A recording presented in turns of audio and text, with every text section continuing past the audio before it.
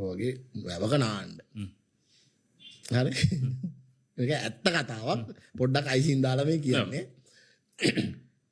දැන් ඉතින් ගිහිල්ලා මේ අර වීරයා වෙන්න. දැන් වැවේ මචං එක තැනක් තියනවලු මේ. මර ගහක අත්තක් දිගේ ගියාලු. ඊළ ගහේ අත්තේ ඉඳන් පයින්.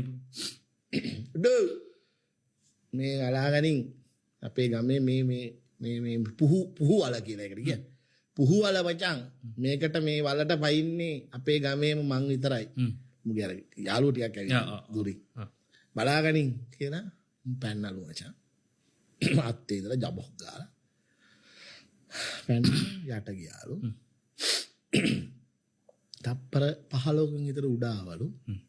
එහෙම අත් දෙක උඩට බෘක් ගන්න කිව්වලු.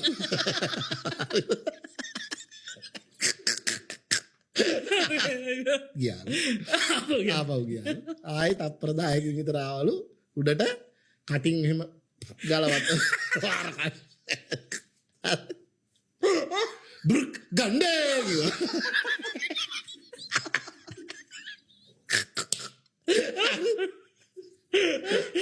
ඉංග්‍රීසි පාරතාවලු බෘක් ගන්න කිව්වලු එකෙක් මචං. ගියේ එකෙක් පැනලා කොණ්ඩෙන් ඇදගෙන ගොඩට ගත්තලු. වෙන එකෙක් ගිලලු කලිස මරන්න.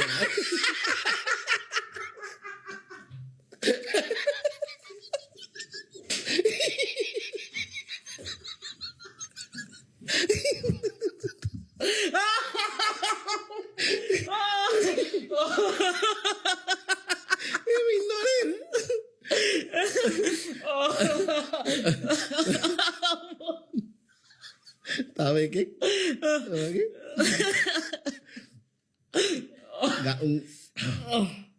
අනුරාධපුරේ පැත්තේ යාළුවෝ ටිකක් ආවලු යාළුවෝ ටික උන්ගේ ගමේ රාය ඉතින් අඩියක් එහෙම ගහලා කිව්වලු මේ යමන් රැයට ඇනිකට් එකේ නාන්න කියලා. හරි. අර එන හැටි පේනවනේ. ඇනිකට් එකේ නාන්න යමන් කියලා. හරිද? ගිහලා දැන් අඩියක් එහෙම ගහලා රෑ වෙලාලු මචං. ගියේ නාන්න. ඊළඟ අරු කිව්වලු ඇනිකට් එක උඩට නැගලා බල ගන්නවද? ඊතලේ ගහන්න. ඊතලේ ගහනවා කියන එක දන්නේ නැහැ.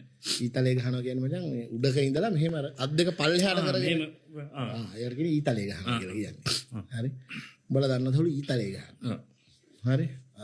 අරුන් කොල අපි නම් දන්නේ නැහැ මචං. හරි. අද ඊතලේ ගහනවා කියන්නේ මෙන්න මෙහෙම සීන් එකක් කියලා මූ ඇනිකට් එක උඩට. අරු මම ඉතින් කතාව දන්නවා. හරි. ඇනිකට් එක උඩට නැගලා මෙහෙම අත් දෙක පල්ලෙහාට කරලා රෑ නේද? ගහවලු ඊතලේ ගහවලු මචං. ඒ ඔක්කොමලා ඉතින් අරු දිහානේ බලන් ඉන්නේ. ඊතලේ ගහන හැටි කරුවලේ අමාරුයි.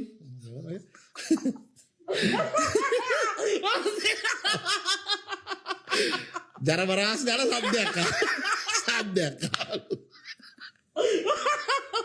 ඇනිකට් එක වහලාලු තිබිලා තියෙන්නේ.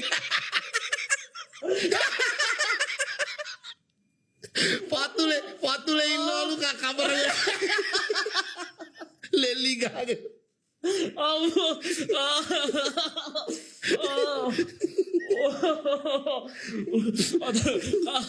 මගේ අත් දෙක රිදෙන්න ගත්තා.